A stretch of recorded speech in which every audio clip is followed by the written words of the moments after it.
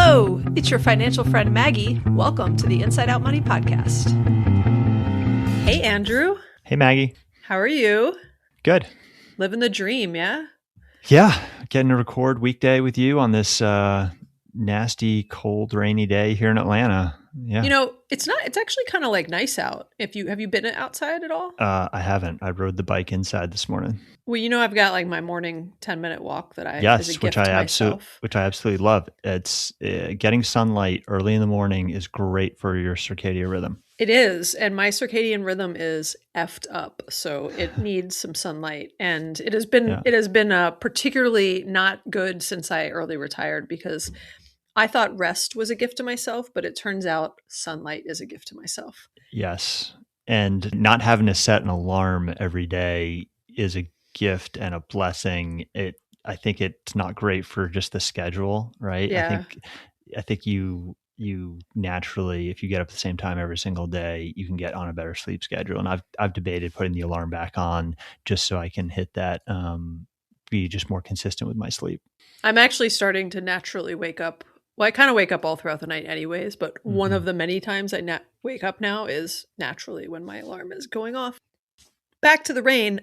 I woke up and I was kind of laying in bed with Greg this morning and he was like, "You get to do something hard today." And I was like, "What are you talking about?" And he was like, "It's raining outside." And I was like, "Okay, I'm going to go do my walk." I wore Crocs and I took an umbrella and it was actually quite nice. Wasn't too cold. Okay. We are not talking about rain or sleep. Today we are going to talk about return on hassle and why complexity can be a trap. But first, I will welcome you all to Inside Out Money. This is a personal finance podcast focused on redefining wealth from the inside out. Every week, I speak with a rotating set of co-hosts about a different financial topic to help you improve your financial mindset and tactics. Today, we have co-host Andrew here, and we are going to talk about this concept of, quote, return on hassle. It is a framework that stops looking at things just from a financial standpoint and starts looking at the time and energy required to get to something. And it's really like, I think of it as even though it is a formula in itself, which we'll get into, it's kind of like moving away from the hard math and putting a little bit more of the like softer emotional angles and time energy pieces into it. Yeah. Embracing simplicity. Yes. I remember one of the things I was often incredibly focused on at work, and I worked in a very complex environment, multi-brand, multi-language, multi-region. You did too, Andrew, actually. Yeah. You worked on the global team, is complexity. I was very focused on like, how do we make things easier? How do we get to better solutions and simplify things? And that is often complicated, right? It's not easy, but things can be simple. Okay, so this concept we're talking about today, it was actually, I like to give credit where it's due. This was a concept popularized by Cody Garrett and Mitchell Baldridge. They both talked about this return on hassle concept. I'm not exactly sure who came up with it, but they basically said it is the missing variable in a lot of financial equations, right? They talk about how a lot of people focus on return on investment, but their push is that they really think people should focus on return on hassle. And return on hassle is the idea of, is the extra profit or, money I can make from something worth the extra time and energy that I might put into it? So the actual formula is like return on hassle equals money earned divided by capital plus time plus brain damage plus stress plus whatever else you want to add into that. Yeah, I love this concept. I think it can be applied to lots of different aspects of life in general, and also within the financial aspect of life here. I think you can apply this principle to investments and investment returns. You can apply it to purchasing things, right? I get caught up with this all the time, right? Chasing the deal. How much time are you going to invest in chasing the deal to save yourself $20? I'm looking for a coupon code. Right, the amount of times I'll Google and then try coupon, and then I'm like, oh, this doesn't work. I'm like, get excited. This one says it's going to save me $40. Nope, doesn't. It's not valid. Right. Yeah. And you want to start with kind of like the pure investment side first. So I've always been a big proponent of my mantra is I want the market returns. I don't want Yeah. anything more or anything less, and that has always grounded me in my investment philosophy. Yeah, we've actually had episodes where you will even use the word you'll use the word greedy, right? And Don't be greedy. you'll Yep. say I don't want to be greedy. And that's made me like rethink myself even cuz when I think about certain things and I'm like, oh, well, I am a big believer in index funds, right? And that is what the vast majority of my portfolio is in, but like I have some stuff in VUG, Mm-hmm. and you would argue that's being greedy and that's trying to take more than my fair share. And you're not even saying it from a like necessarily negative. I think the word greedy obviously has some negative connotations. And I don't think you mean it in that way, right? I like to look at the definitions. It implies being, grasping, ravenous, insatiable. It means an excessive selfish desire for more than is needed or deserved, often concerning money, power, or food. That first section of is needed. If you run your projections on the market returns, you're Yeah. going to be just fine. But the idea is to where you were going. Yeah, I'm going to be just fine. And the amount of mental energy, like I own some VUG in my 401k still. And at times I've divested some of it and put it into VTI. And I still think about it, right? And Mm-hmm. it's on my mind. And your VTI or VTSAX is not on your mind, Andrew. It's off your mind because you've Correct. simplified it. And that's the simple path to wealth. Yeah. Yeah. And definitely the one of the biggest unlocks for me was in 2010 when I embraced this strategy. I was shocked by the amount of brain space that got created because I wasn't worrying about where things were going to go.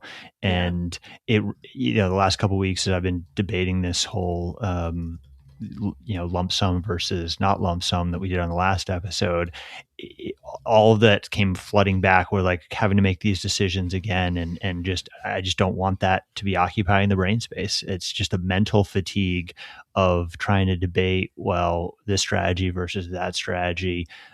It's taxing. Yes, it is. And we have a number of episodes where I'll put links in the show notes, but where we talk about, Basically anything that I talk about is there's usually a comment yeah, or two about this aspect of things, right? yeah, our very first few episodes together, Andrew, were very much focused on this, right? It was, Yeah.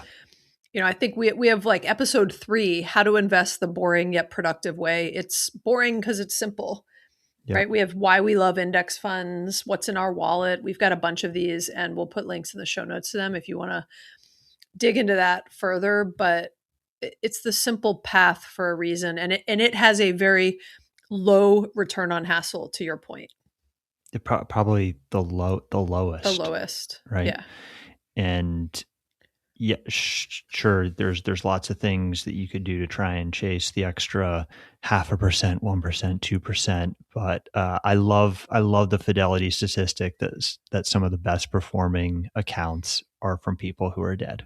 yeah, Right. or haven't logged into their account in like 20 who years. haven't Yeah, logged they in forgot 20 their years. password. They forgot they had an account. Yeah, Yeah.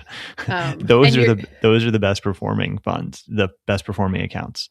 yeah, and there's some stats too that say investors spend roughly $100 billion a year trying to outperform the market through active management, and most of them fail. The data shows that the return on that hassle is actually lower/worse than if you had just invested in an index fund. Now, the one counterpoint to this is some people actually enjoy Yeah. trying to beat the market, and I put that in the hobby category.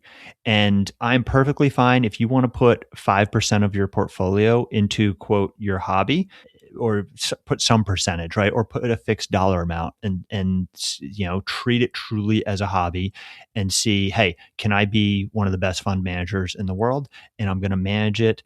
I think when I was in middle school, we played the stock market game where you basically get play money. I think there are online versions of this that exist. If listeners have ever seen this, where you can actually try and beat the market with your just investment strategies, but it's not real money. But if you want to do something with a small percentage of your portfolio, uh, I'm perfectly fine with that.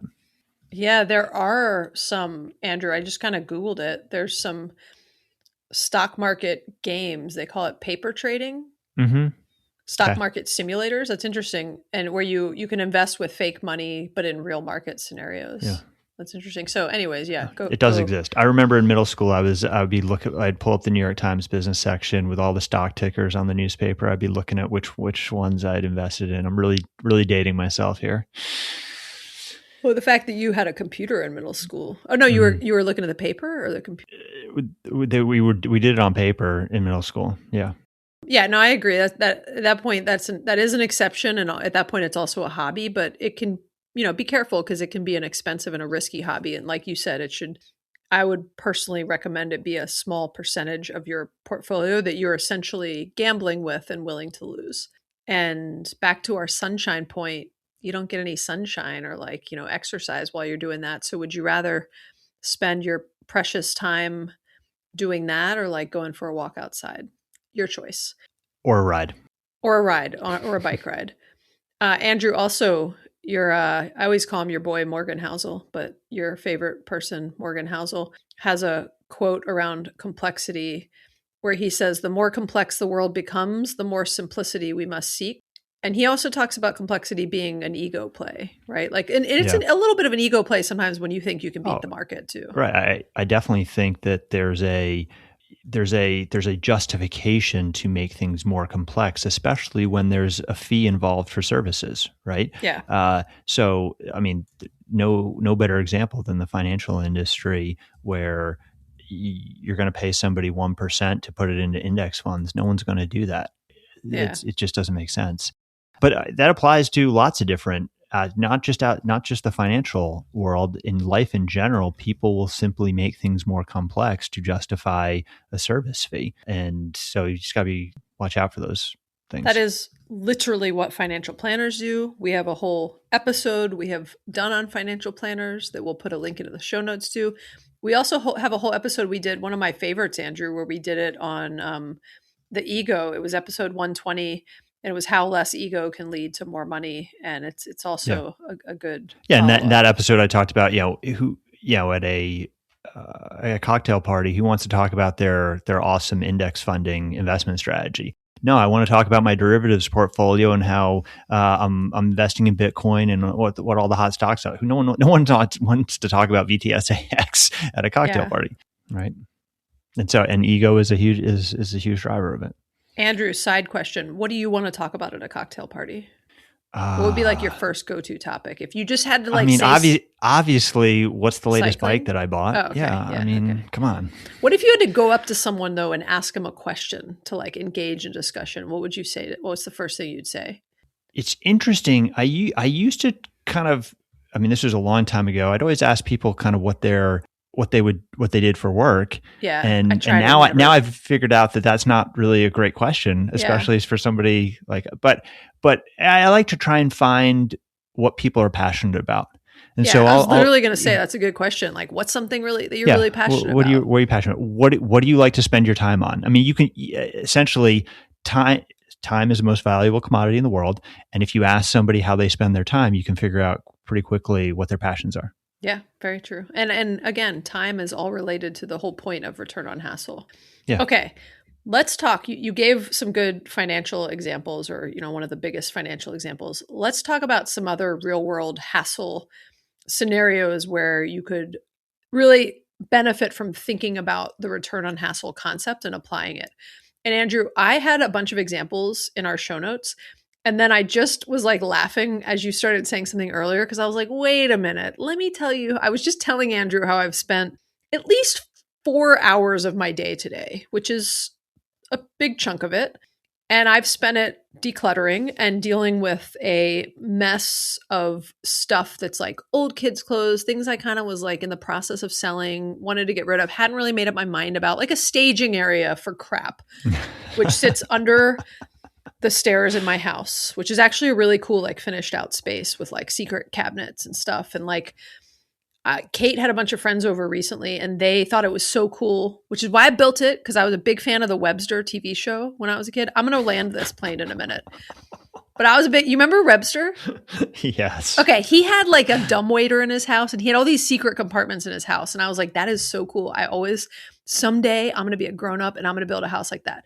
So when we did our remodel, I had paid a lot of money for this at the time too. Like under the stairs, I had it fully finished out with electricity and with like carpet and like they drywalled it and everything. And there's 2 different bookcases, one on each side that look like shelves, but that have like secret openings and they like open. And so you can like get into it and it's pretty big and roomy. And my kids used to play in it when they were younger, but now it's just become this like, it's filled with shit. I don't know, excuse my language. It's just filled with stuff. These like teenagers were over and I've kind of thought, oh, my kids are aged out of it. They're not really going to use that space. All these teenagers were over. They thought it was like the coolest area and they wanted to like climb through it. And I was like, it's like full of stuff. I was like, you guys cannot go in there. You'll just break everything. And so my goal is to like fully empty it and make it a space again. What's that law in project management that a project will always fill up the amount of time that you set for it? This is how stuff is. This is the same thing works with your house. And like the bigger the house you have, the more stuff you will accumulate because you've got all these nooks and crannies to put everything. And so you gotta fight it. Yeah. And this nook and cranny, my goal is for it to be empty by the end of the day. But here's the thing. Okay, go. What were you gonna say? What's funny is that Crystal was doing the exact same thing this morning.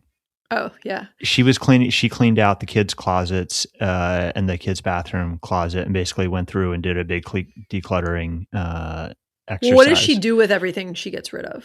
Has a bunch of buckets, so it's either going to Goodwill, it's going to friends. Like a lot of the kids' clothes are going to friends in the neighborhood, or it's being trashed. Does she try to sell any of it? She lets me sell some of it. If it's like, what if it's like a... for example, we found this like old cameras that we used for our baby cams with the kids. Okay, so it's got like some value. Yeah. It's got some. I got to debate whether I want to put it on Marketplace or not. Right. I kind of have my limits. Well, that's going back to return on hassle is a perfect example. So this is my point. I've spent half my day down there. If I had just said everything under here is going to Goodwill, or actually we like to take things to this thrift store that actually raises money for cat and dog shelter and stuff that they can't use. Even they'll like use old sheets and stuff like in the crates with dogs and stuff. And so it's a good cause. I like it. I have this, like, we've done some episodes on decluttering. Andrew, you and I have had a lot of like side conversations on it. I even was told Greg, I was like, I need you down there just for like to give me some pep talks. And at one point he's watching me like post some things on Facebook Marketplace. I've just got to see like literally 30 piles, like some things that are going to friends, some things I've already agreed can get donated. But I'm also trying to post things like literally things for $5.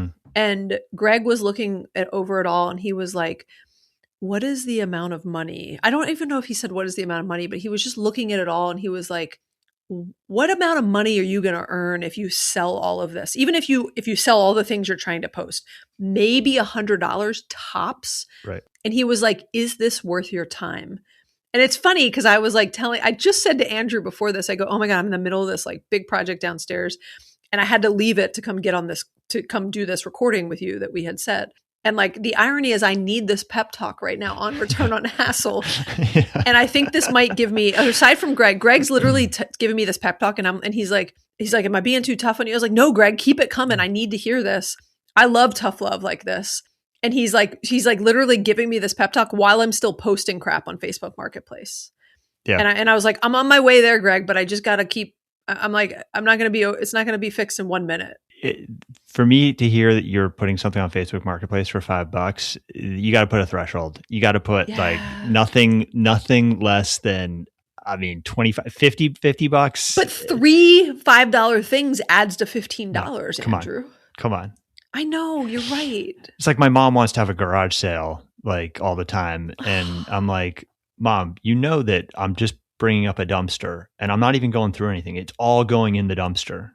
This is my problem, though. Like it is. I was just having this conversation. You need me to come over and give you some tough love. All right. I I'm do. I'm game. I'm game And for the that. thing is, like, if somebody was here that would take and like value this stuff and I could look Yeah. them in the eyes, like there was a refugee that was here like helping with some work like months ago, and he had daughters, and I gave him just piles of stuff, and I didn't even consider selling it. I just was like, oh my Yeah. gosh, please take this, I know it's Yeah. going to go to a good home. But like when that person's not standing in front of me, I want to get like some value back. I feel it's my not liking to like waste things. I'm not sure what's going to happen to it when it Hmm. goes to Goodwill, or and I say Goodwill, but I kind of just mean like any thrift shop. Hmm. And then Greg even was like, "Well, how excited do you get when you're at a thrift shop and you find something really good?" And I go, "I get real excited. You know that, Hmm. Greg."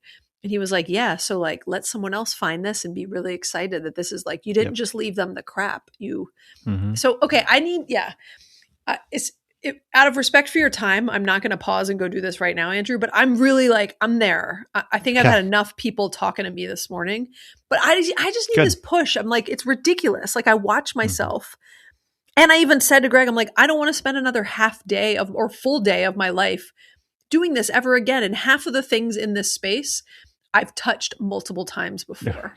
Oh, And then I yeah. don't finish the project and I shove them Yeah. back under the stairs because people are coming Hmm. over. Okay, I'm done.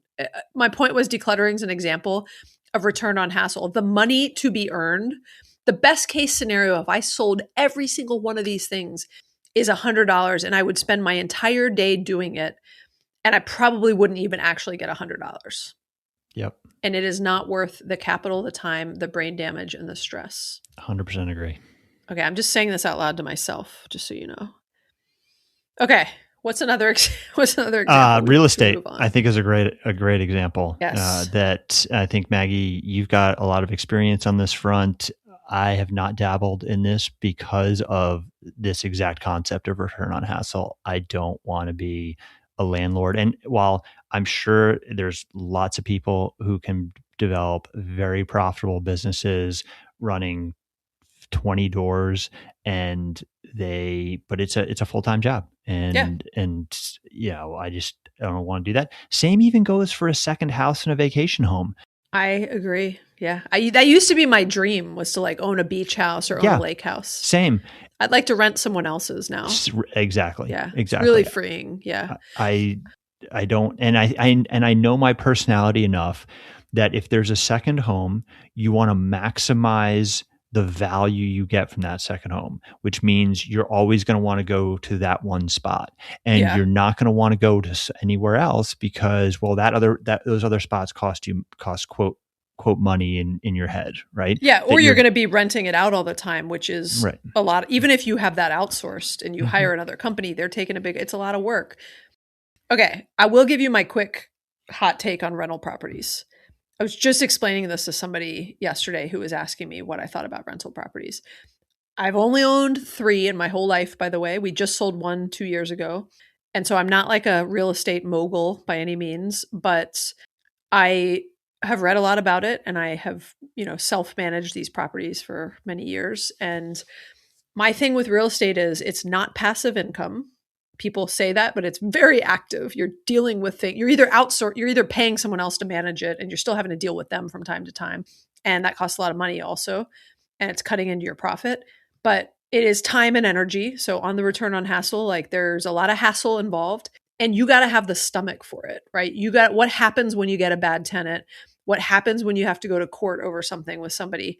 What happens when somebody trashes your place? What happens when someone says they lost their job and can't pay their rent? Like you got to deal with all that. It is a lot of hassle. The return on hassle is low, right? You want things that are wait, I'm getting confused, Andrew. We want things that are low return on hassle. We want things that are high return on hassle. Right? We want to earn a lot of money. On low hassle. Yes. Would that be called high return on hassle? Yes, the lower you have a low hassle and a high return. Yeah.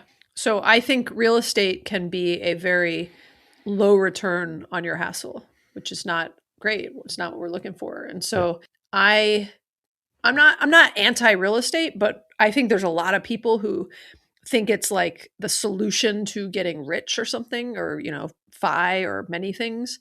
And I think you could do just as well in index funds. And Andrew's portfolio is a lot easier to manage than mine is. I'll put it that way. You're all index funds, and I've got a lot of index funds, and I've got 2 rental properties. Okay. I think another one that is often talked about in the personal finance space too is travel hacking. By the way, Greg and I actually did an episode on rental properties and rental property management and why and how we self-manage ours. And so I'll put a link in that to the show notes. And then another episode that actually Greg and I did. Greg's my husband, and he doesn't really come on as regularly anymore. He's semi-retired from Inside Out Money, but he shows his face around here every now and then. We also did an episode on why we could quit travel hacking, and I'll put a link in the show notes to that. But we quit it because of return on hassle. And for me, it's like, again, if you enjoy day trading and that's what you want to do as a hobby, that's great. If you enjoy travel hacking and that's what you want to spend your time on, cool. But it's a lot of time, and it changes the way you even book travel. You're constantly trying to like gamify something and hack something. And I find it not enjoyable and exhausting. And so for me, the amount of time, the amount of stress, the amount of like brain damage it's doing to, I say brain damage, but you know what I mean, that it's doing to me, it doesn't make it enjoyable. And so for me, I literally will get to the point where it's like Greg and I are trying to book travel, and we're trying to think of, we have a sheet where we have points and miles. And I'm like, dude, I would rather just pay for it at this point. Like, I don't want to sit here and piece together trying to figure something out. I'm not saying I don't put all my expenses on an Amex card that's a Delta card. I love the Delta miles. I use them. So I do some very basic travel hacking, but I don't personally find the return on hassle for travel hacking to be worth it for me. Yeah, I agree. I even went as far as this has probably been 7, 8 years ago. I switched just to cash back on our Costco card. That's our primary card. I found the Delta, and also at the time I was getting a ridiculous number of Delta miles from all the actual travel I was doing. It's kind of a foreign concept now that most people get their miles from credit cards instead of from actually butt in seat on an airplane. And I had over 1 million miles on Delta for a long time. And so I was like, I'd just take the cash. The other tricky thing for us with being in Atlanta, Delta's hub, and we're limited to the kids' school schedules for most of our travel. Yeah, same here. Using miles is just almost impossible during those time periods. And so I just haven't found it that valuable. I'll use miles every once in a while for some of my flights I take for racing, but most of the time we're just paying cash for them. I've whittled down my Delta balance. I think I'm down to like 300,000 miles left. So I've been gradually whittling it down from where it was. For very low effort things, like when I got my first business card for the coaching business, I got a 60,000 point sign up bonus with Chase. It was dead simple, no effort. Yeah. Sure, I'll take those. I'll probably actually think about doing one more of those this year. We'll put almost $30,000 of health insurance costs this year on a card, and so they don't charge a surcharge for putting on a credit card, so it's definitely going on the credit card. So I may think about just doing do one of the big sign up bonuses that requires a large 6-month spend, and just move the health insurance payment onto that. Again, it's like I'm literally thinking return on hassle here. What is if it's low effort and I can get 60, 100,000 points out of it? Yeah, sure. Yeah. We'll do that. But I'm not optimizing. I think this is like the over optimization phase. I'm trying to get away from the over optimization phase. Yeah, I agree. And I think the idea of doing like one big card a year or every now and then something, or like, you have a trip coming up. And I mean, I remember we did something for Hawaii. When we signed up for like years ago, we had some inter-country flights we needed, and there was like a really good offer with Hawaiian Airlines. And so we were like, okay, we'll sign up for this and we can meet the spend bonus. But otherwise, yeah, it's just, again, this is a personal decision for, you need to think about your own return on hassle. And this is one where, Andrew and I think we probably agree on more than we disagree on. Mm-hmm. But like, I know a lot of people who love travel hacking. They do it as a hobby and they love it. Good for you. Keep doing it. It's not a hassle to you. To me, it's a hassle. I don't enjoy it. Also, wouldn't enjoy day trading. Would stress me out. Would just like, not what I want to do. Okay, one more financial example is, similar to the spirit of like travel hacking and just complexity is, the idea of having tons of different bank accounts and accounts because you've done a sign up bonus. I did one this year for something, and I love Melissa. It was Melissa from Traveling to Retirement. I love her. And like she was talking about how easy it is to get these cash bonuses on accounts. And I was like, Mm-hmm. okay. So I like opened a checking account. It's just like I had to remember to close it. I had to remember to make these transfers. Then I forgot I even had the checking account. It was like through Chase or I don't remember what. It was just a whole thing. It was like something else for me to keep up with. The return on hassle wasn't there for me. And I tried it. It was not a good feeling in the end. And I was like, okay, cool. I'm not going to do that again. So for me, I want to simplify my accounts. I don't want to have, 12 different checkings and savings accounts. And the reason I have them is because I did different sign up bonuses or whatever. It's great if you've optimized and you've got like, we've got some business accounts, we've got some personal accounts. It sort of works for us. But I'm not trying to do a bunch of extra accounts just to get, that extra thing. At some point, I even was like moving some of my cash around into different high yield savings accounts to Mm-hmm. optimize for interest because there's like some caps on some and some different things. And I'm like, in the end, like, is it worth another $10 a month in interest? I'm not sure it is right now. If it was another $100 a month in interest, I don't know, maybe. So you got to figure out what is it? What is the actual dollar amount? How much money, back to the formula, money earned divided by capital plus time plus brain effort plus stress, and figure out if that is worth it to you. The older I get, the more I just like want things simplified. And I love the Ryan Holiday quote, which is wealth is the ability to fully experience life. The more complex my financial system is, the more complex my stuff is and where, the decluttering thing and how I'm trying to like get rid of things. I'm not able to experience life. I'm now dealing with my money. I'm like a full-time employee to my money. I'm a full-time employee to my stuff. I'm spending all my time dealing with that stuff. And so I just love when I read this concept recently around return Mm-hmm. on hassle. I was like, it's just a great framework to think about how I'm spending my time versus what I'm actually getting out of it. Yeah, and I think this can also apply to expense tracking as well. In that you kind of have to decide the level of minutia you want to get into, or do you want to break out Amazon and Walmart or Yeah, Costco, the major merchants, and break those spends down into categories. Now, Maggie, luckily you don't have to do it because your wonderful husband Greg does it Greg for does it. you, He right? likes doing it. But I've certainly evolved my thinking over the last 10 years to, while I think expense tracking is extremely important, the and it's in Monarch when you can easily categorize things based off of the merchant or the service. But when you start getting into merchants or services that are complicated, it's, for me, it's just not worth the hassle of splitting things out. And as long as I know where our spend is going on a general level and at a total, I'm much less concerned about the minutia that I was 10 years ago. Yeah. Yeah, I totally agree. Another example, which is like really probably our last financial example, I promise. There's just so many. There's so many areas where this is tricky. And, people sell complexity, like you said earlier, Andrew. And complexity sometimes feels attractive because you think you're going to like get more out of it. It just, you believe like, well, if it's more complex, it must be, Mm-hmm. if it's like complicated for me to learn, like it must be better, like must be something. I love Forex trading and options trading as my two examples of fantastic complexity. If you want complexity in your life, get into those. Yeah. And so we did an episode and we talked about this. It was recent-ish. Episode 135, The Get Rich Quick Trap, Why Slow and Boring Wins the Money Race. And we talked about some of these examples because I had someone reach out to me that I know, and then a couple people, like someone I didn't know super well, some people we know really well and really like, that were talking about covered calls.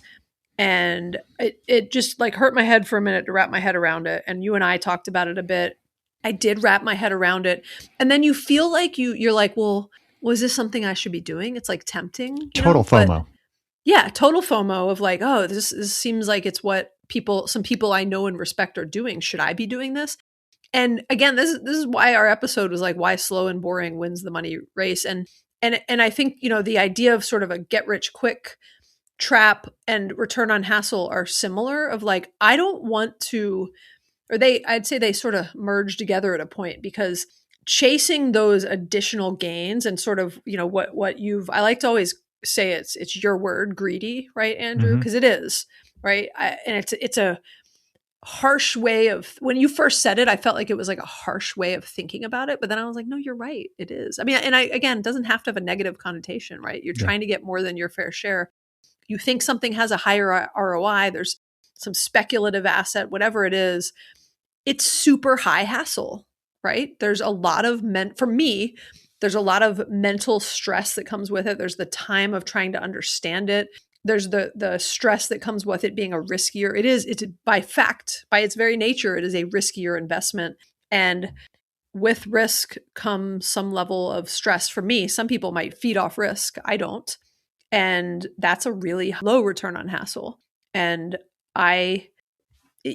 someone could argue it's going to have a high return though, but I don't want to deal with the high numerator and the high denominator, if that makes sense. Mm-hmm. To put a bow on the covered call strategy, Ben Felix is a YouTuber who's got a great video on debunking that approach. So if you've got some time, Maggie, you can put a link in the show notes too. Is it the one that says Ben Felix drops another bomb against covered calls? A devil's bargain? Is that it? I'll find it. Make sure I link to the right one. Yeah. We'll put a link in the show notes to it. Okay, so I think we can wrap this up, Andrew. I think is to closing and to kind of make this very actionable for people. Here's 3 questions you can ask yourself to assess the return on hassle. One is, does this financial task or this task overall bring me joy or utility? So you could ask that question around covered calls. You could ask that question around decluttering, travel hacking, day trading, whatever you would like. The second question, could this be automated to improve efficiency? For example, setting up a automated investment every 2 weeks versus you having to think about it, right? And at that point, you've pulled out the hassle on it, so you're getting the return and you don't have the hassle. So that's a win. The third question is, if I stopped doing this today, would my number or your overall financial net worth, whatever thing you're trying to get to financially, would it change by more than 1%? And I think that's a good one in terms of, again, the top piece of the formula, which is the money earned, right? Like, is there a big enough gain by putting some work against this? Yeah. And I think it was Ramit Sethi who talked about this where, or maybe it was the Mad Fientist.